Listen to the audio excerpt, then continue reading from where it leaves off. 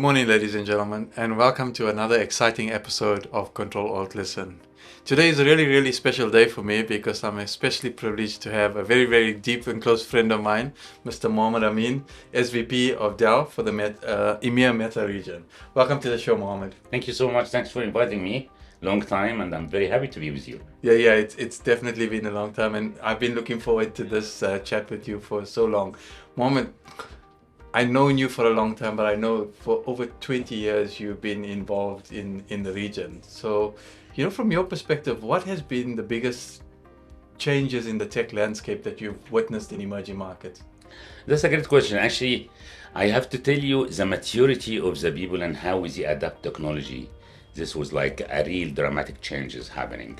I remember in the days 20 years ago, that you have the technology being launched in the US and Western Europe. Yeah. And then after a few months, sometimes years, we get the technology to the emerging market. And actually the emerging market decided for the last 5 to 7 years to have a leapfrog. So we're not gonna go steps by steps anymore, we're gonna go to the latest immediately. And this is happening. And actually you started to see, we launch a latest product out of some country in the Middle East or in the emerging markets in general, in Middle East and Africa. So, and I've seen the spending and the IT spending per capita is increased dramatically as well, because people understand like the digital transformation, we've been talking about it for a while, and to be digital transformed is not a luxury anymore, it's a real must for the future. Well, great. That is something that we've noticed in the industry. But AI today is being termed as transformative, right? What are some of the transformations you've seen in business with AI in this specific region? Actually, I'm very passionate about AI, as you know, Soren. And in a matter of fact, AI is not like a new hype for the last 2 years. Yeah. And AI is not something happened only in the last 2 years. Actually, as a human, we're trying to do more intelligent things for years and years and years.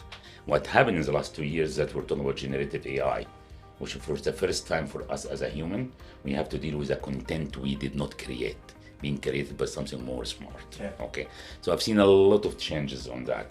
And I always like to say this, if you like to remember anything about me in this episode, one, the people do not believe in AI are the same people did not believe in the internet 25 years ago. Are exactly the same people, okay? And second important thing, in the very near future, up till this moment, human taking the decision with machine assistant. In the very near future, is gonna be machine taking the decision with human guidance, which is gonna require a very different profile of us. Yeah. I get asked this question a lot, Søren, like, are we gonna lose our job because of AI? And the answer, yes, some jobs are gonna be lost because of AI, but a new job is gonna be created, okay? So I think actually, AI getting us to what God created us for as human innovations. Yeah, it's so true, because I think I hear the saying that, AI won't replace people, AI will replace people who don't have AI skills. Absolutely. That's true. That's something that resonates really strongly. Very true. But from a business perspective, what is the business opportunity that you see for AI? There is so many use cases, because actually this is a good question, because so many people talk about AI, but AI is a concept, but it's about the use cases, okay? And this will change. If you take the logistics industry, for example, and the shipping industry, imagine when we have an inventory per customer, because we know, okay? This is very important. The digital twin. This is gonna create a lot of money saving and a lot of time saving, because we're gonna create and simulate every task before it goes to the real life. So digital twin. Of course, everybody talk about ChatGPT and digital assistant. Okay, ChatGPT is like taking the world, and we have a deep seek right now. So let's see how the world is going to take us for that. But actually, ChatGPT and digital assistant is only one application. I think the medical industry is going to change dramatically. Education industry is going to change dramatically. And in a matter of fact, I would say like if you think in a nations wide, you think about like the defense, how you encrypt all your communications, how you do that. And the country which is going to be a digitally transformed Søren and having an AI is going to be more rich, because statistics saying by 2030, which is around the corner, additional $850 billion in the emerging markets is going to be added into the GDP because of that. if I live, as you might know, virtually in Dubai because I travel a lot for my region.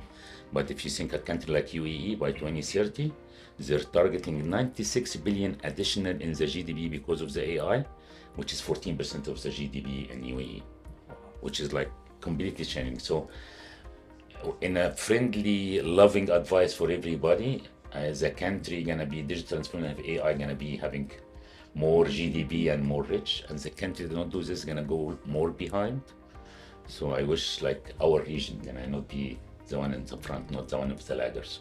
Good. That's such a nice segue to the next part of the conversation that I want to get to. You know, yesterday at the keynote, we heard the minister talk about all the investment in Saudi, all the different organizations that are pledging investment. I think the number that was close to just over $14 billion. $14 billion, yeah.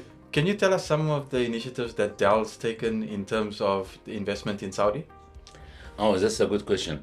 Because actually, Saudi is a large country. Saudi is in the heart of this region, as you know. You talked about the announcement of the excellence of the minister, and actually $14 billion. I'd like Dell to have like 90% of that for Dell Technologies. So. But actually, we read the future, and our executive management read the future quite well last 2 years.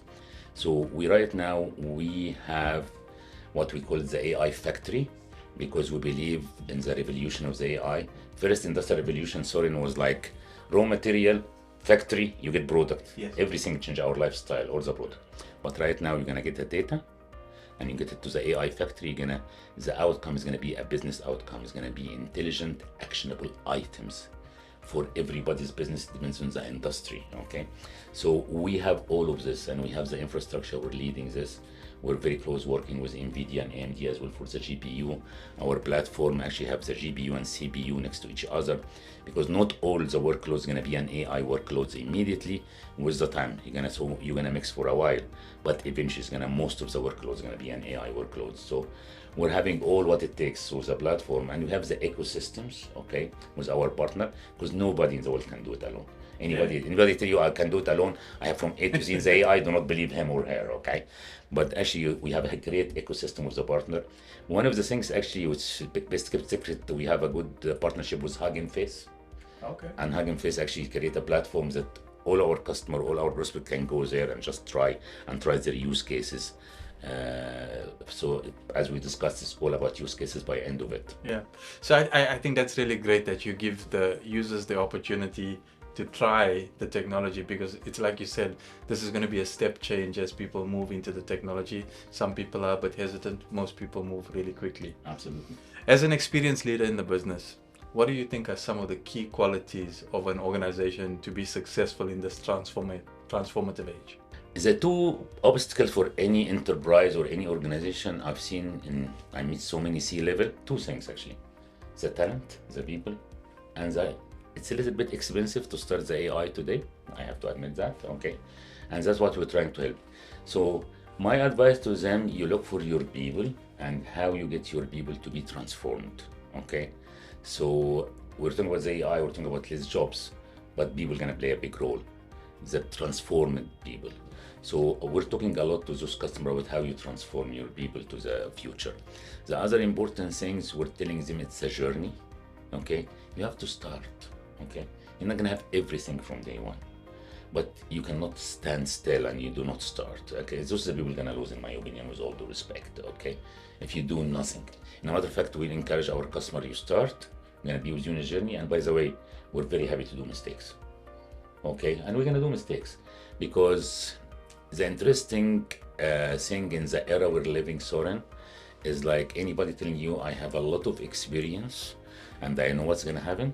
I do not believe him. Yeah. Okay, so I thank you that you're calling me an experienced leader, but after all the years I have in this industry, almost 30 years, I'm learning from the beginning. Yeah. And I'm very mindful of the fact that if I do not learn, I'm gonna be outside this industry, because what's happening is new for all of us. Yeah.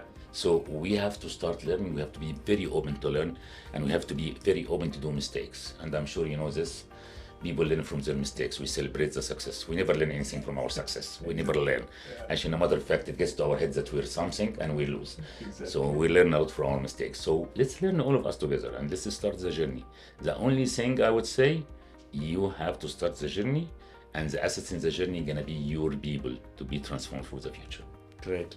Mohamed, before I let you go, because I know you're really busy today, AI is the one technology that spans generations. It's as you said, it's the one thing that we all learning from. It's no amount of experience is going to take us forward because it's a learning journey. What advice do you have for people who are entering this age of AI in terms of them being successful? What would you leave them with as your parting words? I think we covered that already, and I like to say for the people differentiating the journey, because we are in the second wave of the AI, which is a generative AI. Because AI, the first wave was there for a while. People were traveling for the last 30 years while autopilot is taking over. That's an AI, by the way. Yeah. Okay? So, and we were very comfortable with the autopilot flying us, right?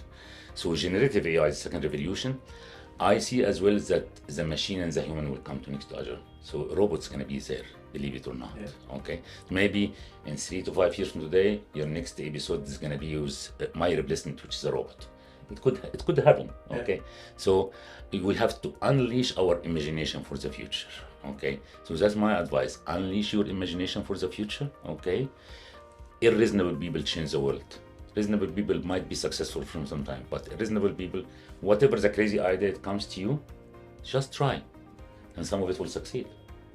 Mohamed, I always really enjoy talking to you, and I really appreciate you taking the time of joining us on the show. And I wish you all well and success. It was my immense pleasure, my friend. Thank you very much. Thanks for inviting me. Thank you. Thank you everybody for watching this episode. I hope you enjoyed it as much as I did. Please don't forget to like and subscribe to stay updated on the latest episodes.